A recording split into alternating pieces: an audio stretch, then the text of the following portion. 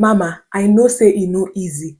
Raising a teenage boy without a father to caution him can literally feel like you are carrying two bags of cement on your head without help. You are the one setting rules, correcting and shouting. But the boy, him go just dey form deaf ear. E go be like say you dey pour water on stone. Nothing go dey happen. 1 minute he's your small pikin, the next minute he's now feeling like he's growing chest, talking back and feeling like he's the landlord of the house. Any small thing, I'm the man of this house. Frustration won't finish you, abi. Calm down, breathe. Before wahala start, let's talk about how to raise a strong, disciplined, and an emotionally healthy young man without a father figure. Is this possible? Watch this video to the end, and if possible, share this video with someone that you know that might need this video, because I am going to be sharing with you something very, very valuable. Go ahead and start sharing and come back and watch this video to the end. See, make I tell you, boys at this teenage age don't just misbehave for misbehaving sake. Teenage boys, they are like, let's say, bottle of coke that has been shaken. That if you don't open it well, you go just see gas everywhere. You go just be splash everywhere. That's how an average teenage boy is. So that talking back, that forming hard guy sometimes. What if I tell you say no be disrespect? It might seem like it's disrespect. What if I tell you say no be disrespect? It might just be frustration. Confusion fit even join them, and maybe let's say cry for help. So what can you do? I want to tell you something. As someone who has been in this field helping mothers and fathers and parents for years, don't always assume the worst case scenarios, because don't assume the worst, because it might not be as worst as you think it is. For example, if he's talking back at you, don't just start shouting back, come back here, how dare you? Instead of that, ask yourself, what is this person communicating in this talk back that he's trying to talk back? What's really going on with this person? So your job now to make him feel heard. Make him feel heard, even if you don't agree. Make him feel like his voice matters in the house. Because sometimes it might look like, oh, he wants to be the landlord of this house. It can be a communication of him seeking like, oh, look, I want my voice to be heard in this house. You can also teach him emotional expression. You can say something like, oh yeah, now, no vex, because I know it go hard you to say to your teenage boy, look, because who born am, no be you go to tell and say no vex, but you go tell and say no vex. Explain wetin dey pain you, no vex. So yeah, tell me wetin dey pain you, because it now opens up room for you to start talking. Wetin dey pain you?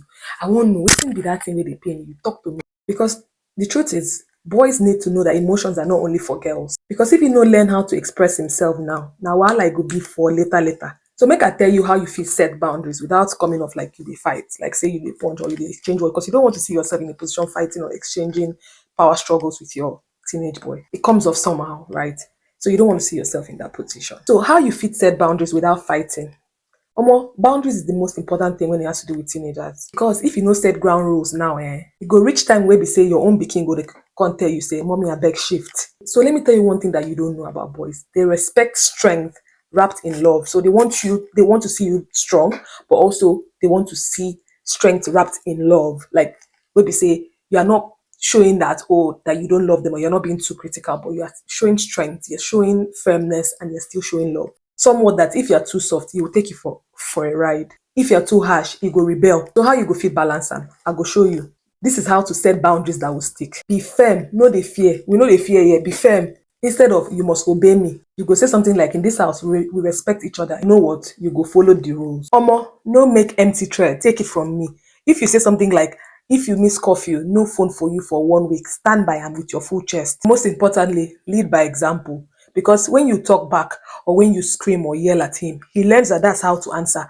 And so next time when he's answering or responding to conflict, you see him yelling. So next time when you see your child yelling or talking back or doing something, it's kind of a reflection of who you are and what you are actually showing that child. So learn to lead with respect. That is your go-to tip. That is your go-to magic. Lead with respect. Regulate your emotion. Co-regulate your emotion, and you will just be fine. Mama, I tell you, your son go push your limits. He go test your boundaries. But consistency na the secret. Consistency in the routines, consistency in the boundaries, consistency in what you say. So mean what you say and don't just give empty threat. Because if you bend rules today, you go use your head play football tomorrow. So that said, I know that it might sound like I'm saying boys don't need men to raise them, but that's not true.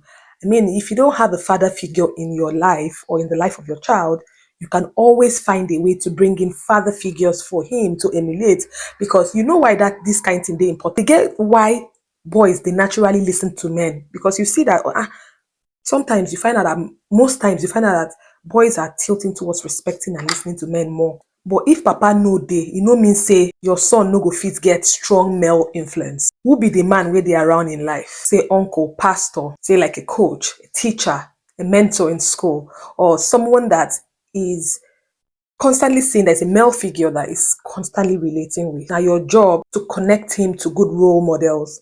And I'm going to show you how to do it. So you go find responsible men around. We go guide them. Say if he goes for sports, say in church or in mosques, wherever it is that you worship, say you're a Christian or a Muslim, even if you're a pagan, you have social gatherings. Find male figures that are, always in contact with him. It could even be a family friend or someone that you know that always has contact with him.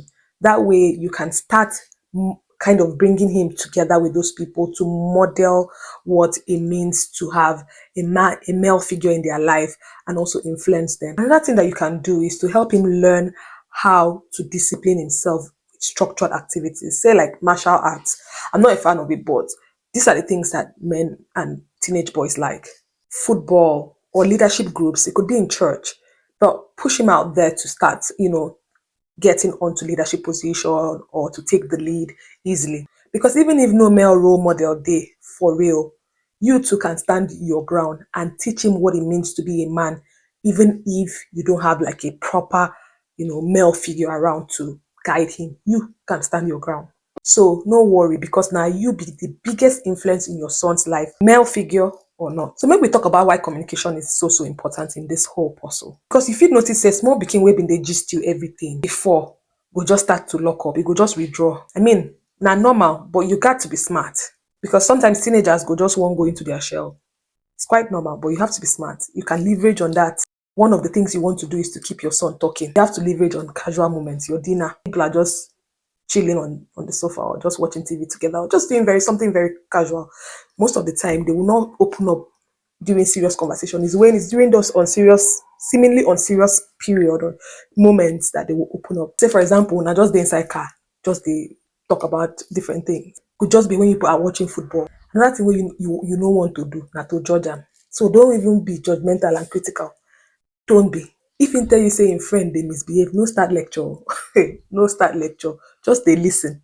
Because the way you go respond go let am know how he wan take answer you. Your job na to assure am if he always talk to you, no matter wetin he don do. Him gats know say mommy go still always get him back. They go always dey form hard, but deep down they still need your love and guidance. Mama, listen to me and take it from me. You are enough. Yes, e for sweet o if papa dey. E no mean say you no fit raise strong, disciplined and responsible young man. Because parenting no be by power, na by strategy.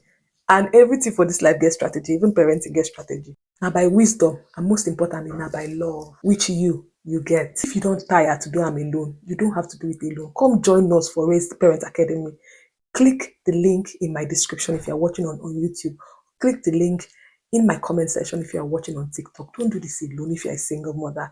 Come and join us. We'll hold your hand, we'll support you, and make sure that you have an improved experience on this journey of parenting a teenage boy as a single mother. Let's raise kings and not street boys, and let's move with wisdom. I'll see you on the next. Bye.